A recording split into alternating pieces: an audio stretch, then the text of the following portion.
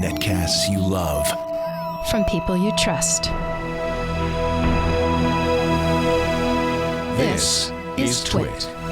I'm getting my big camera. Do you take pictures? Do you like pictures? You like photography, Robert? I do, and I have a big hunger, so I do need a big camera. So this is the 5D Mark II. This is, kind of one of several traditional, pro cameras. The howitzer of cameras. Yeah, full frame sensor, big lenses because of that, and it weighs, a good number of pounds. I decided to eschew that when I went to Europe and to use a little Micro Four Thirds camera that I really fell in love with. This is the Olympus OMD EM5. This is what I took with me when I went to Italy and Turkey, and I got really wonderful images with this.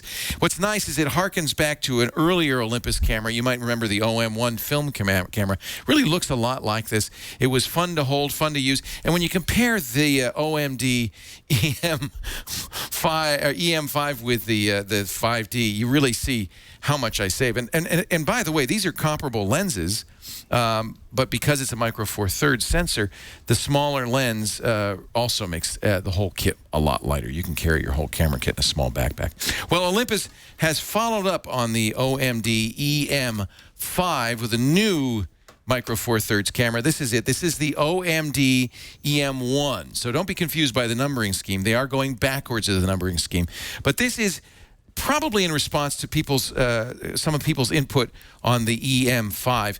Lots more knobs, which pros like. Pros want to be able to keep their eye on the sensor and fiddle with the knobs to get what they want. And there are buttons to do everything. Lots of extra programmable function buttons. There's an HDR button that'll give you a choice of 4 different HDR settings. There's buttons, of course, for direct shooting film. I like that. Movies, rather. I like the film. I like that a lot. There is a camera hot shoe, and it comes with a small little flash that'll use the camera's battery, but it also has a full flash control and a full microphone jack on the side, so you can use high-quality microphones on this camera. It has built-in stereo microphones, 1080p video shooting, lots and lots of functionality. Let's talk about what's different between the EM5 and its successor, the EM1. Price is the same, about $1,400, although I should mention through the end of the month, Olympus is taking $200 off this EM1. They're pushing it, so it's on sale. So this might be a good time if you're interested in Micro Four Thirds. The advantage of Micro Four Thirds, I should mention, is interchangeable lenses. You can get Olympus lenses, but there are many other companies that make Micro Four Thirds lenses, so there's a very wide range of selections.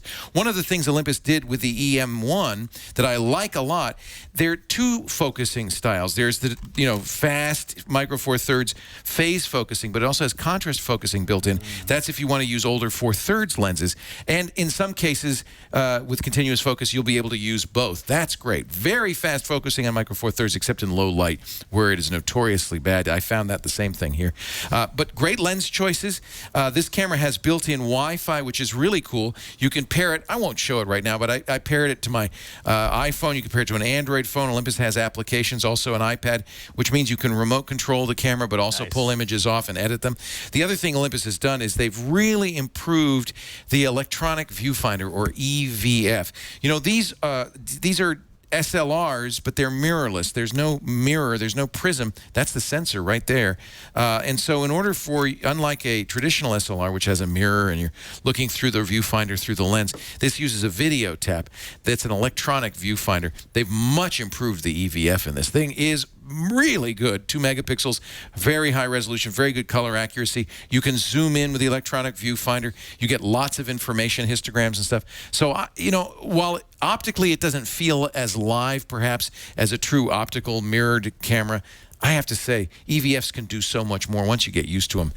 I think you're going to like it. And the fact that this is so compact gives you such great image quality. It has a lot of the other features that I liked about the OM1, the tiltable viewfinder. That means it was really easy for me to shoot pictures up over my head in crowds. Or if you want to go in stealth mode, you can operate this like a Rolei and hold it at your waist and still see the viewfinder. I found that great for taking street photography shots of people without letting them know I was shooting them.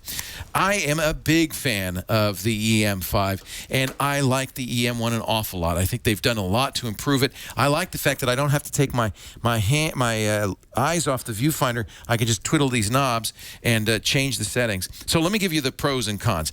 Lots more improved features, a much better electronic viewfinder. I like the fact that it has so many programmable buttons, including, you know, they have in-camera time-lapse, in-camera HDR. A lot of the specialty stuff people like to do is in here. They've improved the lens correction, so much better JPEGs come out of this. Of course, you can always shoot RAW as well. And they do have in-camera RAW conversion too, and they've improved that quality. I love the retractable, or whatever you call this, the pivotable viewfinder. This viewfinder is really crisp, very clear, 3-inch viewfinder. On the cons, it can be a little bit challenging. You're going to have to spend some time learning this camera. Look at all those knobs and dials, and that's just the front of the camera. There's a lot to learn, but once your fingers and brain learn how to manipulate it, I think you're going to be able to work with it very quickly. I'm not crazy about where the on-off switch has been moved. However, again, once you get used to it, it probably will be just fine. And of course, it's expensive for a fairly small sensor. Micro Four Thirds is smaller than APS-C. It's smaller than full frame. It's a little bit bigger than a point and shoot or a 1-inch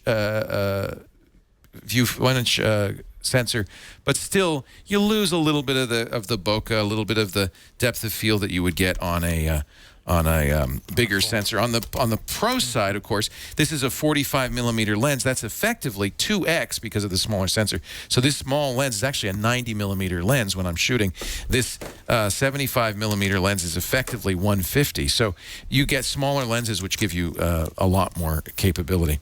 I'm going to definitely give this a buy, especially since right now Olympus has cut $200 off the price of it. They are still going to sell the EM5. It's a little simpler, a little easier to use. But if you have the choice and you're willing to put some energy into it, I'd have to say the EM1 is the one to choose. One other big difference, you can see it on the grip here on the side. The little nubby grip has been replaced with a serious pro grip that makes it a lot easier to hold the camera and a lot easier to shoot. This is a great camera. Great images. The only thing that's going to be better is a 5D Mark II or maybe a Sony A7 or NEX6 or 7. But if at this price point, I don't think there's anything out there. And the range of lenses means it is ultimately flexible. A definite buy on the Olympus OMD EM1.